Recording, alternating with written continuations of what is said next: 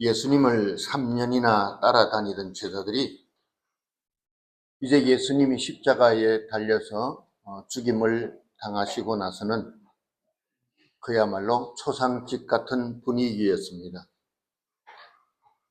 그래서 베드로는 원래 직업이었던 고기 잡는 어부의 일을 다시 하겠다는 핑계로 박해의 전운이 감도는 예루살렘을 떠나고 말았습니다. 그런데 고향 갈릴리 바다로 돌아왔지만 베드로가 생각한 대로, 베드로가 마음먹은 대로 고기가 잡히지 않았습니다. 영적으로나 육신으로나 완전히 실패한 인생이었습니다. 어렵다는 핑계로 자기 자리를 떠난 사람을 누가 믿고 따를 수 있으며 이런 사람들이 과연 무슨 일을 감당할 수가 있겠습니까? 세상적으로 판단해 보면 베드로 같은 인생은 이미 실패한 인생입니다. 이렇게 된 것은 그가 예수님의 제자로서 구체적으로 내가 어떻게 살아야 하고 내가 섬기는 예수 그리스도를 위해서 무엇을 해야 할지 그런 구체적인 계획이 없었기 때문입니다. 그러나 주님은 이런 베드로는 물론이고 다 제자들의 자리를 박차고 도망가버린 그 제자들을 포기하지 않으셨다는 사실이 중요합니다. 그들을 복음의 사명자의 자리로 다시 불러주셨고 그래서 성령으로 충만해진 베드로는 사도행전 2장에 보면 베드로가 회심하고 설교를 하는데 십자가의 복음의 핵심을 정확하게 꿰뚫으면서 설교를 했습니다. 그래서 그날의 설교를 들은 사람들이 교회 안에 3,000명이나 들어오게 되었다고 했습니다. 그렇게 겁이 많고 비겁하고 연약한 베드로, 영적으로나 육신으로 다 무너지고 고기 한 마리 잡지 못하는 그런 베드로였는데 어떻게 베드로에게 이런 일이 일어날 수가 있겠습니까, 여러분? 그러나 바로 이것이 기독교의 힘이고 믿음의 능력입니다. 똑같은 사람이라도 생각의 주인이 바뀌니 인생이 달라지고 만 것입니다. 되는 대로 그때그때 상황에 따라 살던 그런 인생이 이제는 성령으로 충만해지니 전혀 다른 사람이 되고 만 것입니다. 그야말로 베드로는 짧은 시간에 계획 없이 그때그때 적당하게 살아가던 그런 자기의 삶과 이제는 하나님의 능력의 손길에 붙잡혀서 성령의 인도를 받으면서 사는 자의 삶이 얼마만큼 다르다 하는 것을 본인 스스로가 체험할 수가 있었던 것입니다. 오늘 저와 여러분들은 본문의 말씀을 가지고 어떤 계획을 가지고 계십니까? 라는 제목으로 잠시 은혜를 나누고자 합니다. 세상 사람들은 우리 기독교를 이해하지 못하는 이유가 고린도전서 2장에 보면 자세히 기록이 되어 있습니다. 그것에 보면 2장 11절 12절입니다. 사람의 일을 사람의 속에 있는 영 외에는 누가 알리요? 이와 같이 하나님의 일도 하나님의 영 위에는 아무도 알지 못하느니라고 하면서 계속해서 우리가 세상의 영을 받지 아니하고 오직 하나님으로부터 온 영을 받았으니 이는 우리로 하여금 하나님께서 우리에게 주신 것들을 알게 하려 하심이라고 하였습니다.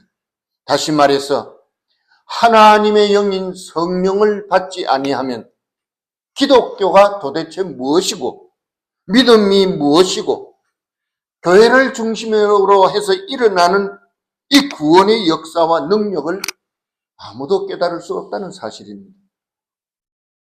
그래서 고린도전서 1장 18절에 말합니다.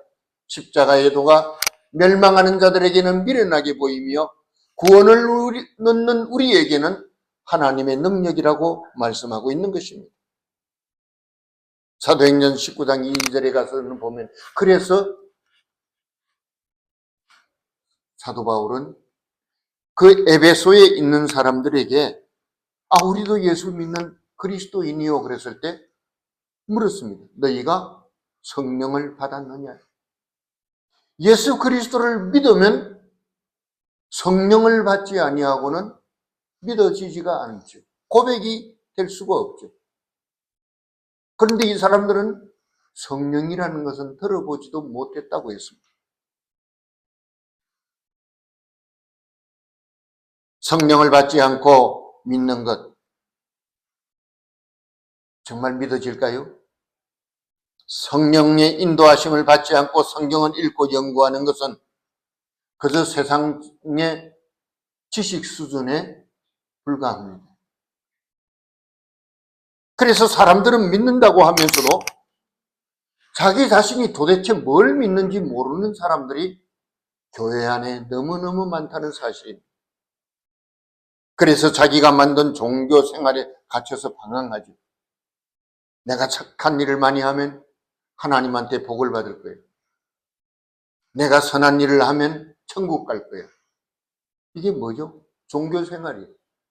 종교 생활은 100년을 해도 구원하고는 아무런 관련이 없습니다. 그러다가 결국은 실망해서 교회를 떠나는 사람들이 얼마나 많은지 모릅니다. 기독교는 여러분 종교가 아닙니다. 정직하고 착하게 살아서 내 행위로, 내 말로 사람들을 감동시키는 그런 종교가 아니라 나 같은 죄인도 버리지 않고 주님께서 먼저 나에게 찾아와 주셔서 구원의 손을 내밀어 주신 그 예수 그리스도의 사랑과 그 은혜에 감사하는 마음을 가지고 하나님 앞에 살아가는 것이 곧 우리의 믿음인 줄 믿기를 바랍니다. 그 대표적인 경우가 바로 사도 바울이었습니다. 그는 유대교를 믿는 바리새파 사람 출신 사람이었습니다. 그는 예수 그리스도를 믿는 기독교를 보고 이단쯤으로 생각을 하고 핍박하기 시작했습니다. 그래서 스데반의 돌에 맞아 죽는 것도 거기에 가편 투표를 한 사람입니다. 그러다가 다메섹에서 부활하신 예수님을 만나고 회개했죠. 새 사람이 되고 보니 과거에 자기가 유대교에 속해서 살아가던 그 시대에 얼마나 자기의 삶과 믿음이 잘못되었고 그야말로 종교에 사로잡힌 노예와 같은 인생을 살았다는 것을 깨닫게 되고 그래서 남은 생애를 십자가의 복음을 전하는 일에 자기 생명을 걸었던 것입니다. 바로 이 사도 바울이 오늘 본문에서 로마 교회를 향해서 무엇이라고 말씀하고 있습니까? 로마 교회 성도들을 만나서 하나님이 자기에게 내려주신 귀한 은혜를 나누어 주려고 했는데 오늘 본문에 보니까 번번이 길이 막혔다고 했습니다. 가고 싶어도 갈 수가 없는 거예요. 그래서 이번에는 내가 꼭 로마를 방문해서 로마 교인들과 사귀고 또 그들의 도움을 받아서 지금의 스페인으로 가서 내가 십자가의 복음을 증거할 것이라고 선언하고 있습니다. 그러나 그 전에 내가 꼭 먼저 해야 할 일이 있다는 것입니다. 그게 뭡니까? 어려움 당하는 예루살렘 교회를 돕기 위해서 마게도니아 지역과 아가야 지역에 있는 많은 교회들이 이 예루살렘 교회를 위해서 헌금한 그 헌금을 가지고 그들에게 전달해주고 내가 로마로 가겠다는 것입니다. 그런데 그 길은 바울이 생각한 대로 되지 않았습니다. 왜냐하면 하나님은 바울과는 다른 생각과 계획을 가지고 계셨기 때문입니다. 아마 바울은 편안하게 배를 타고 로마 교회를 방문하려고 생각했는데 하나님은 그렇게 보내지 아니하셨습니다. 물론 22절에 기록된 대로 로마로 가려던 계획도 여러 번 번번이 막혔던 것입니다. 그런데 조금 전에 제가 말씀드린 대로 자기 생각을 따라서 사는 자는 항상 자기 뜻대로 되지 않습니다. 그러다 보니 고난이 많아요. 내가 이런 계획을 가지고 이런 생각을 가지고 이런 일을 해야 되겠다. 그거 잘 안 돼요. 그러니까 자꾸 어려움을 당하죠. 그래서 짜증이 나고 막 화가 나고 그 화풀이를 주변 사람들한테 막 퍼붓는 경우가 많습니다. 그래서 자기도 괴롭고 그 사람 주위에 있는 사람들까지 다 괴롭히는 경우가 많이 있습니다. 그러나 성령의 인도를 받는 자는 그렇지 않습니다. 내가 계획을 세우고 내가 세운 계획 따라 뜻대로 되지 아니해도 하나님이 나를 위해서 더 좋은 계획을 가지고 계시는구나 하고 믿기 때문에 도리어 내 뜻대로 되지 아니한 것을 감사하는 줄 믿습니다. 그렇다면 성령의 사람인 이 사도 바울의 경우는 로마로 가려던 계획이 어떻게 되었습니까?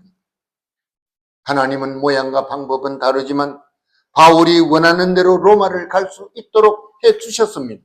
그러나 사도행전 27장에 보면 그냥 가는 것이 아니라 다른 죄수들과 함께 묶여서 알렉산드리아호 배를 타고 로마로 가는데 그 도중에도 또 풍랑을 만나서 엄청나게 고생을 많이 하면서 가도록 하셨습니다. 더 놀라운 것은 성령에 충만한 사람들이 예언을 하잖아요.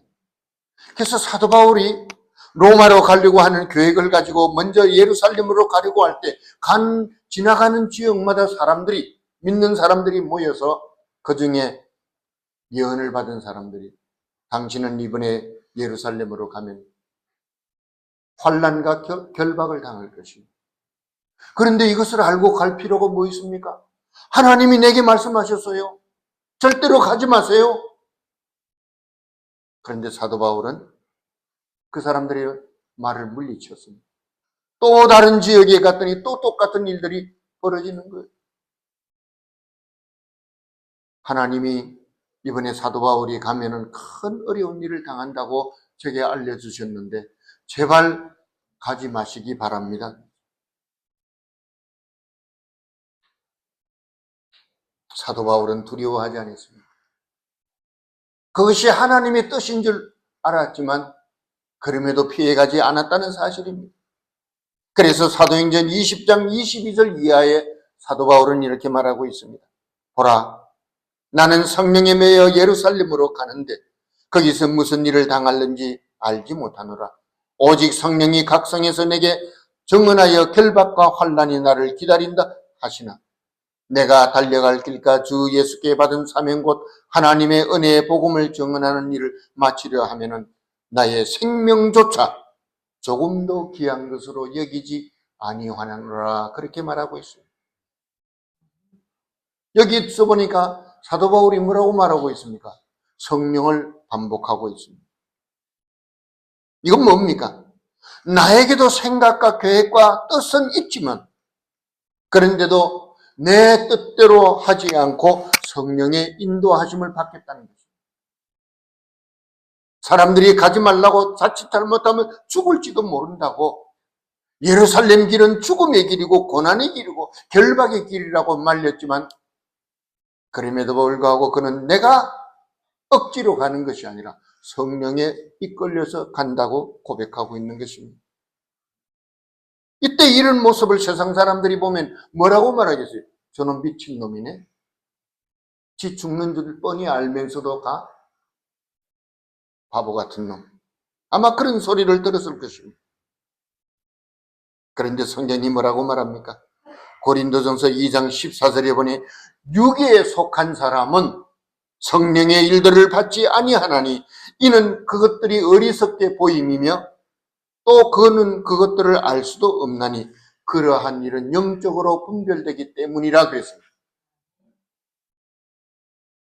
그래서 무슨 일을 그곳에서 당할지 알지 못할 정도로 어려운 상황이 자기가 가는 길 앞에 기다리고 있는데도 불구하고 여기에 대해서 그는 생명을 걸었던 것입니다. 얼마나 무모한 생각입니까? 세상 사람들이 이해 못하는 것 당연합니다. 그런데 바울은 오늘 본문 30절에 뭐라고 말하고 있습니까? 너희 기도에 나와 힘을 같이 하여 나를 위하여 하나님께 빌어달라고 했습니다. 여러분, 왜 그랬을까요? 믿음의 길이라는 것은 사실 혼자 가기가 굉장히 어려운 길입니다. 여러분, 교회도 없고 목사님도 안 계시고 내 혼자서 집에서 신앙생활 한다고 해보십시오. 여러분들 믿음을 제대로 지킬 수 있겠습니까? 아마 이 세상에 그렇게 할 수 있는 사람은 아무도 없다고 생각합니다.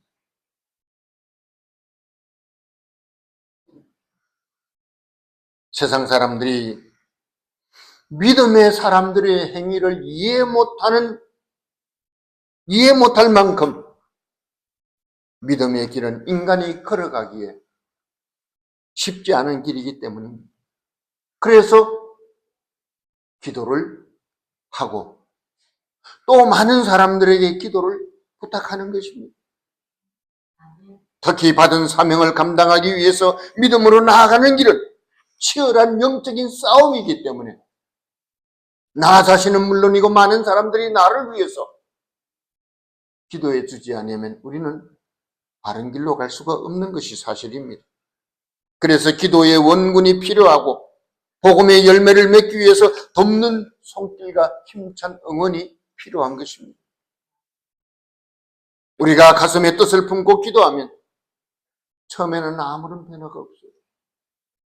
다니엘 기도를 해도 몇 년 열심히 빠지지 않고 기도에 참여하는데도 아무런 일이 일어나지 않고 오히려 점점 더 어려워져요. 그럴 때 사람들이 낙심하고 하나님을 의심하고 불안해하죠. 그러나 어느 때가 되면 기도하는 사람들의 마음이 뜨거워지기 시작합니다. 성령님께서 도와주시면 우리가 가진 계획에 하나님의 영광을 위해서 우리가 가진 그 계획에 필요한 물질과 사람은 물론이고 하나님이 가장 좋은 방법으로 가장 복된 손길로 우리를 인도하시고 도와주시는 줄 믿습니다. 그러므로 우리가 두려워하거나 머뭇거릴 이유가 전혀 없습니다. 왜냐하면 우리 뒤에는 지금도 많은 교회들과 성도들이 기도하고 있지 않습니까? 그래서 기도 요청은 굉장히 중요한 것입니다. 하나님은 부자들을 사용하시기도 하지만 바울이 예루살렘 교회를 위해서 가지고 간 헌금이 어디서 나왔습니까? 마게도냐 지역과 아가야 지역에 있는, 다시 말해서 그 지역은 신앙의 박해를 받고 있기 때문에, 여러분 신앙의 박해를 받으면 당연히 찾아오는 게 뭔 줄 압니까? 경제적인 어려움입니다. 신앙의 박해와 경제적인 어려움에도 불구하고 예루살렘 교회 성도들이 가난해서 너무너무 어려움을 많이 당하고 있다는 소식을 듣고 자기들도 어렵고 힘들고 숨쉬기조차도 힘든 그런 상황에서 그들이 힘을 다해서 주님 사랑하는 마음으로 헌금을 합니다. 바로 그 헌금을 가지고 예루살렘에 올라가는 것입니다. 그들은 기쁜 마음으로 그 헌금에 동참을 했습니다. 그래서 고린도후서 8장 2절 3절에 보면 환난의 많은 시련 가운데서 그들의 넘치는 기쁨과 극심한 가난이 그들의 풍성한 연보를 넘치도록 하게 하였느니라. 내가 정언하노니 그들이 힘대로 할 뿐 아니라 힘에 지나도록 자원하였다 기록했습니다. 우리 교회를 위한 것도 아니고 저 멀리 있는 예루살렘 교회 성도들을 위해서 내 힘에 지나치도록 많은 헌금을 드렸다는 것입니다.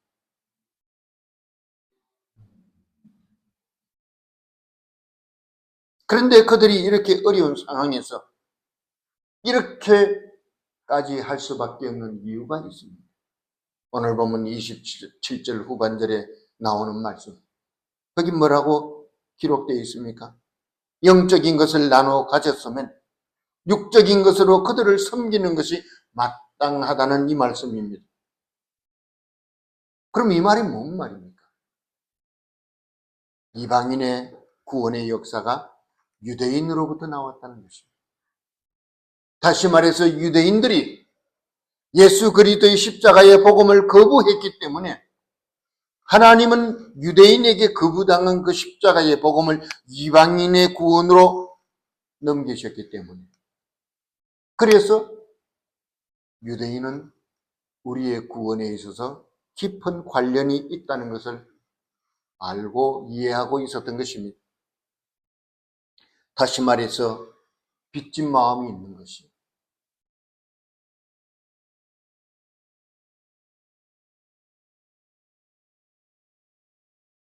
그래서 교회들이 빚을 갚는다는 그런 빚진 마음에서 예루살렘 교회를 향한 그 구제의 기쁨으로 참여했던 것입니다. 그리고 예루살렘 교회가 어떤 교회입니까? 지상 교회들 중에서 어머니 교회와 같은 곳이었습니다. 교회가 제일 먼저 어디서 생겼어요? 예루살렘 교회는. 오순절날 다락방에서 120명의 성도들이 모여서 간절히 기도할 때 성령이 그들 가운데 임하시면서 기독교, 이 교회가 태동하게 된 것입니다. 그리고 오늘 2000년의 역사를 우리 교회가 이어가고 있다는 것이 얼마나 귀한 일입니까, 여러분?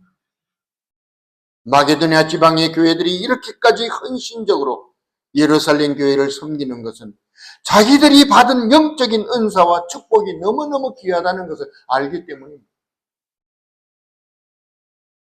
조금 전에 고린도후서 8장 2절 3절 말씀을 읽어드렸는데, 가난하다고 헌금을 못하는 게 아니에요. 주님 사랑하는 뜨거운 마음이 있습니다. 목이라도 빼가지고, 이 내 목 얼마 줄래요? 내 장기를 빼서 이거 얼마에 팔 수 있습니까? 사랑하면 할 수 있어요. 주님 사랑하는 마음이 없기 때문에, 성령을 받지 못했기 때문에, 그냥 우리가 종교생활 하니까 그냥 늘 의무감에서 헌금하는 거예요.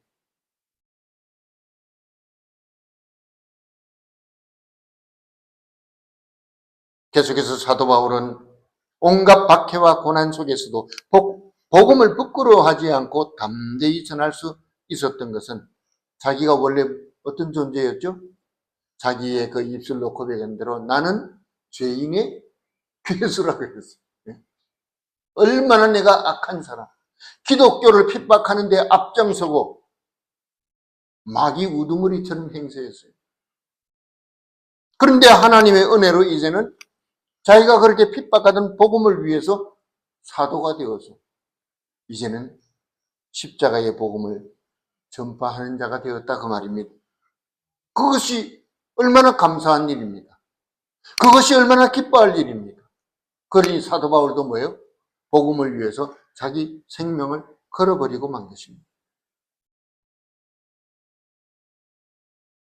이 복음을 전하는 것이라면 가는 앞길에 무엇을 만나든지 두려워하지 않는다는 것입니다. 왜? 주님이 나와 함께 하심을 믿었기 때문입니다. 그래서 내가 사는 것이나 죽는 것은 주님의 손에 달렸다는 것입니다.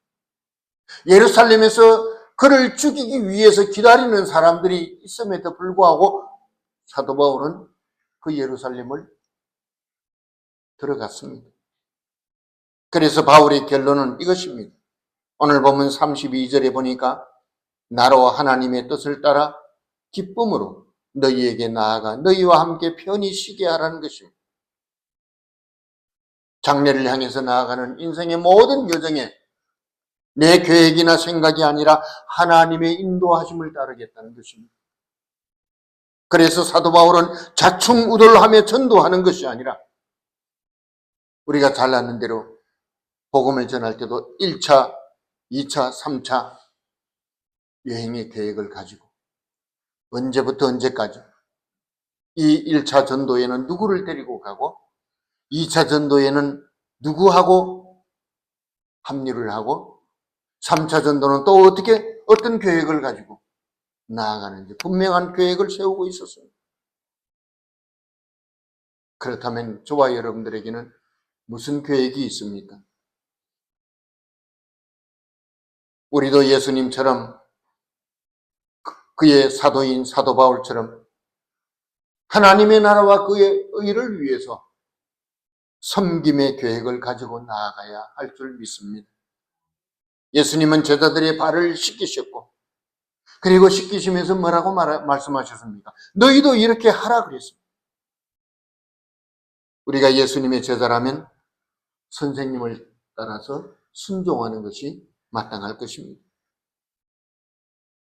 제가 몇 주 전에 전도에 관해서 설교를 할 때 뭐라고 말씀을 드렸습니까? 전도의 열매가 그냥 나타난다 그랬어요?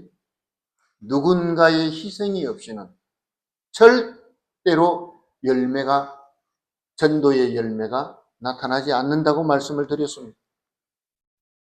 그래서 주님의 몸된 교회를 섬길 때에도 우리는 희생을 두려워하지 말고 세계 선교를 위해서 헌신할 때에도 그곳에는 나의 희생과 섬김이 필요한 것입니다. 또한 이 계획을 위해서 끊임없이 기도로 구하고 많은 사람에게 기도를 요청하면서 성령님의 도우심을 구해야 할 것입니다. 사도 야고보는 말했습니다. 의인의 강구는 역사하는 힘이 많다 그랬습니다. 하나님이 왜 우리 인생을 지으셨습니까? 자기 자신의 영광을 받으시기 위함이라고 했습니다. 그러므로 우리 인생은 하나님의 영광을 위해서 만들어진 존재이기 때문에 받은 은사와 능력과 그리고 재물까지도 하나님을 위해서 하나님이 기뻐하시는 일을 위해 헌신할 때 주님은 우리에게 이전보다 더 많은 것으로 부족함이 없도록 채워주시겠다고 약속해 주셨습니다. 사랑하는 성도 여러분, 하나님의 나라와 그의 영광을 위해서 아름다운 계획을 세우시기 바랍니다. 이 일을 위해서 더 많이 기도하시기 바랍니다. 기도하겠습니다.